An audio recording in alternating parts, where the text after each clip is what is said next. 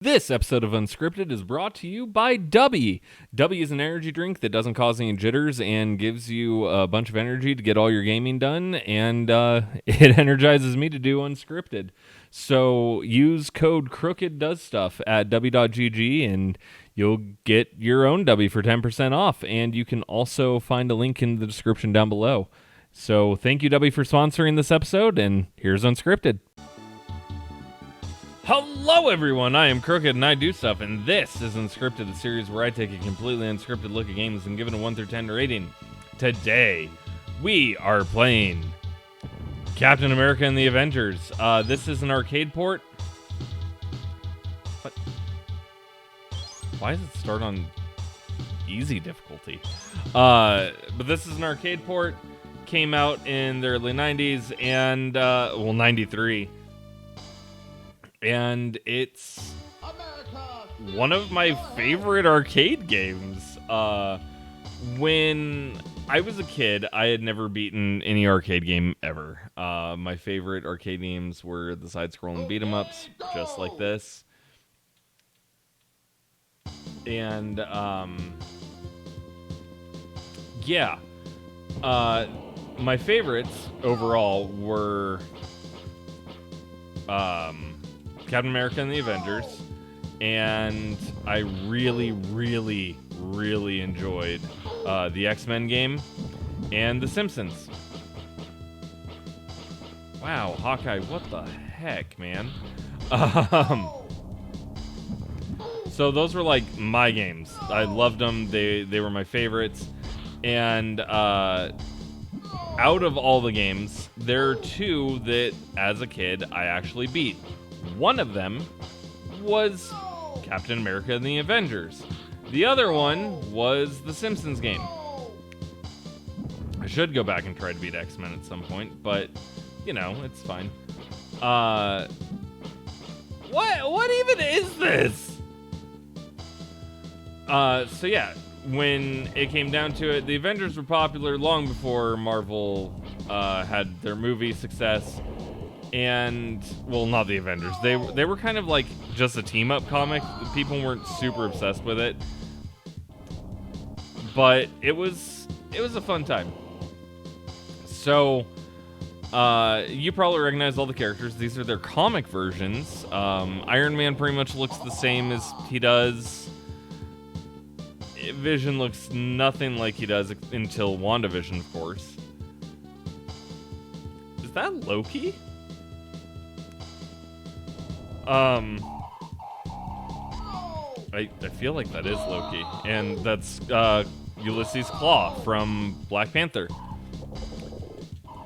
So that's fun.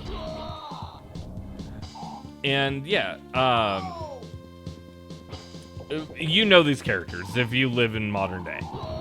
So is this game any good? Well, being an arcade port, you know, there's expectations to set for the game, where you expect it to be at least somewhat decent. But it was always kind of a mixed bag back in the day on if it was going to be good or not.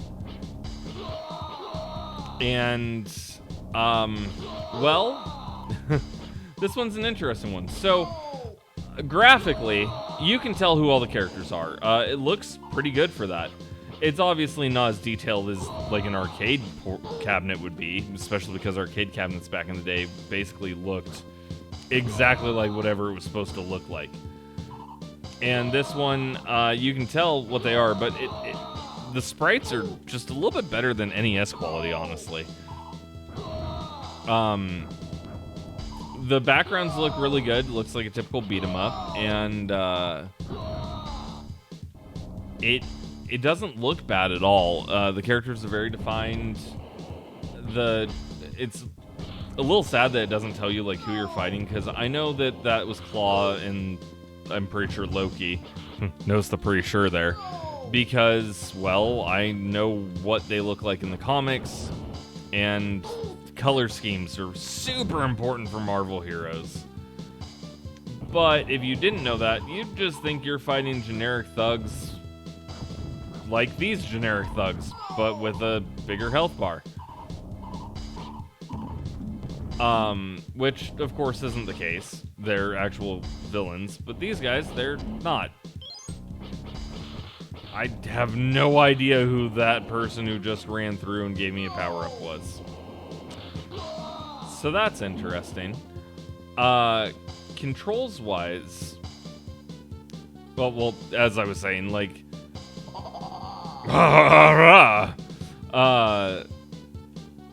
graphically, the game looks good. It does. Those are weird little flying lawn shrimp. If you don't know what lawn shrimp is, look it up. It's interesting. I didn't know they existed, but they're apparently a thing, especially in like Florida. I don't think that's a surprise. Florida is Florida. So, yeah, it looks good. I really like the sound effects that come off of things when you hit it. I think that's a unique touch. I like it. Controls-wise, A shoots, B jumps, Y punches.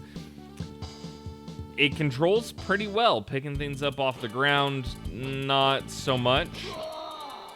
And if you're Hawkeye, you might as well never even hit Y because you're not going to do anything with it. It's not going to hit anything. Every other character punches. Hawkeye just kind of flails and dies. Wow, I'm getting stomped. I don't remember this guy's name. He was a big deal at one point, but yeah, he's not now. I think it's like Hurricane or something. I don't remember. Which again, it'd be really nice to have the villains have their names. And I got a game over. Great. Awesome, radical, gnarly, good job, cool, A, fair practice.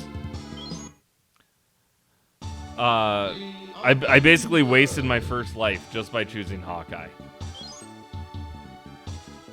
Yeah. And there's the controls. Punch, attack, and jump. It's weird. There's a training mode. And I'm gonna be Captain America, I guess. I don't know why a training mode is in this. That's kind of nonsense. Sound-wise, the game sounds great. Oh, it's like a... Okay, so you and a friend can kind of, beat up on each other and have a bunch of fun with that. I think Iron Man and Vision probably have, like, the best punch attacks in the game. Because they can, like, basically hit things beyond that. So it controls okay. There's some weak points to it, but just like the graphics, that's gonna happen with any arcade port. Sound-wise, I love the sounds of this game. Throwing the shield sounds good. Punching sounds good. Jumping doesn't have a sound, of course. Except, like, I'm pretty sure Iron Man does. I can't really test it because I need to be out of this again, and I forgot if it had a sound because I wasn't really paying attention to it. Completing the level, you get this awesome music, and then, yeah. Playing Hawkeye's worthless. Again, I'm just going to put that out there, and I selected Vision when I was probably going to be Iron Man, but that's okay. It also has voice acting, which that's huge, especially in 1993. You actually have voice acting and actual voices saying things. That's awesome.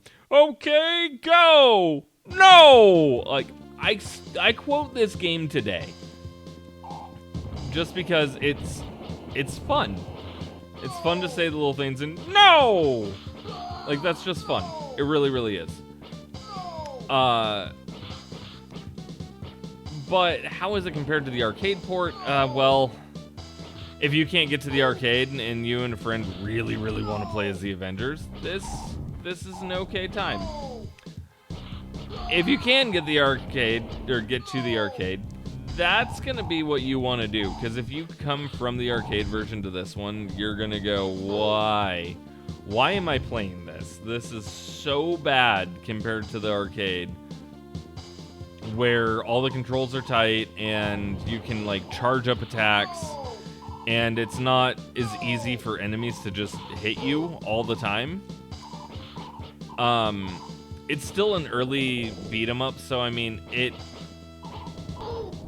kind of gets a pass for some of what it does, but it has a lot of problems that are solved with later beat 'em up games, and even like that, I had hit left to try to throw this piece of paper to the left, and it feels like I wasn't in full control because, well, I didn't even throw it in the right direction. So it's a decent game. It just has some serious problems, and honestly, for a score, it's about a 6.5 out of 10. It's a decent fighting game. If you like Marvel, you're gonna have a fun time. You're just gonna have a much better time if you play the arcade version. I'm sure there's ways to cheese this entire game because, well, these two idiots jump, and then you just shoot, and if you never go near anything, it becomes a much easier game because you can just sit in the back and hit things. I'm pretty sure the one voice actor they hired for all the voice lines in this does literally all the voice lines in this. I broke Claw.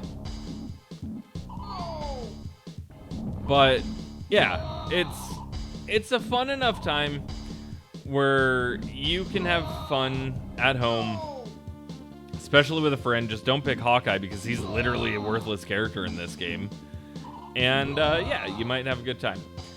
But it's not good enough where you're going to want to go out of your way to play this one when the arcade version exists. So, with that being said, comment down below and let me know who your favorite Marvel hero is. Or your favorite Marvel arcade game, because, you know, they're always fun. Like this video if you enjoyed what you saw. Don't forget to hit that subscribe button so that way you'll never miss out on an episode of Unscripted, and hit that notification bell so that way you'll be notified whenever a new episode of Unscripted comes out. And with all of that being said, I do want to thank you for watching Unscripted, and I will see you on the next episode. Bye!